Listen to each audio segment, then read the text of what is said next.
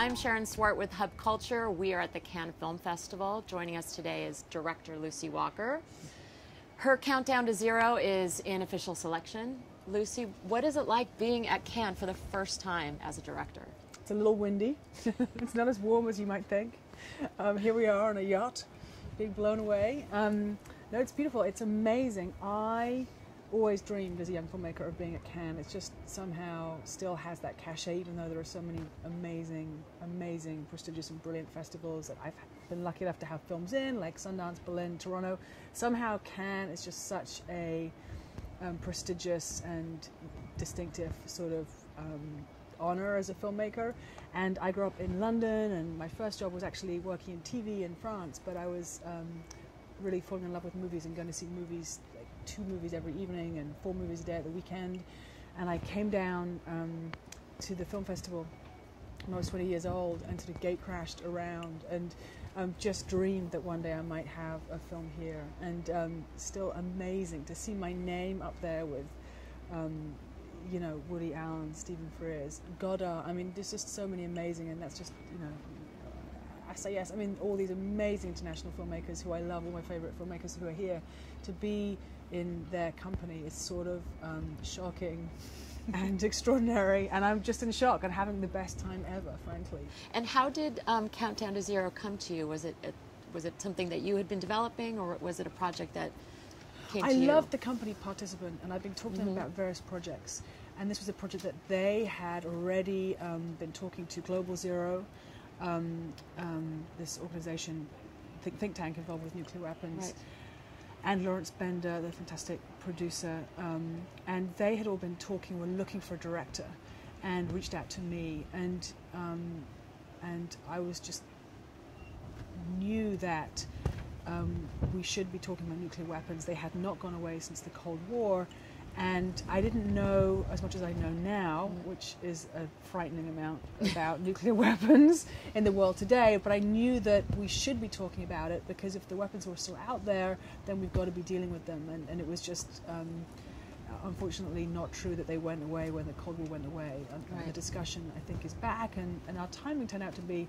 extraordinary, as I hoped it would. It's playing out exactly as we intended, that all these issues are really, there's so much momentum right now in the news behind so many aspects of the issue of nuclear weapons in the world today, from proliferation with the Iran question, Pakistan, right, stability, North Korea, the fissile materials work that the president's doing, the START treaty that's being renegotiated. There's just the Al-Qaeda and terrorism, even the attack in Times Square recently. And there's so much that is so insanely topical and urgent about the issue, and I felt like when we were making the movie, I was like desperately paddling, and I could see this wave sort of breaking, and really wanted the timing to line up. And as it is, being here in May 2010, the movie's been released by Magnolia in July 2010, and the timing is perfect because, you know, right now, the president keeps quoting the movie, and Hillary Clinton gave it 2 thumbs up. They stopped the UN last week to watch the movie. And there's so much amazing stuff going on in terms of the campaign, that this movie is such a, it's so big, I can't even see it. It's amazing. Now, how did you get into documentary filmmaking? And I'm sure you have aspirations to be making narrative features as well. I love making both, and I sort of think that the skills for one sharpen the skills for the other. Yeah. And I never see myself as a documentary filmmaker. I just see myself as a filmmaker who happens to have now made 4 non-fiction features. Right. Because I also made, my first film was Devil's Playground, about Amish teenagers and during their Rumspringa period, freedom.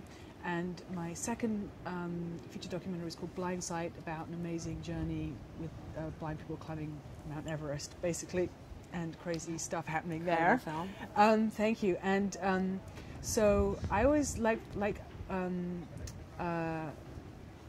was it Hitchcock that said in documentaries, God is the director, and in narrative feature filmmaking, the director is God. And I always sort of think it's sort of fun to go back and forth, because when you're making documentaries, you don't have the control, but you have a really important story, and you have really, you're dealing with authentic, real, important, urgent stuff. and no control whatsoever. And then when you're dealing with fiction, you have all the control you want, but you're really striving to touch something authentic and real and important. And so I sort of love working both ends of that. And gosh, how did I get into it? I mean, I just always loved movies and everything.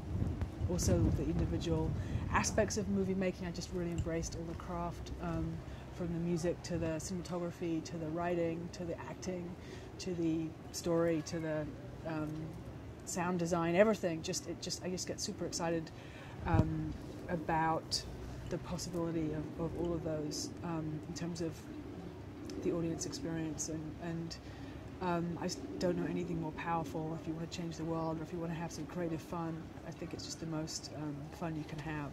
I hope you have a fantastic time in Thank Cannes. you, thank you. And enjoy. Yeah, if I seem a little intoxicated with it all, I am. It's great to be here. Thank you so much. We were here with director Lucy Walker. Her film Countdown to Zero is an official selection at Cannes.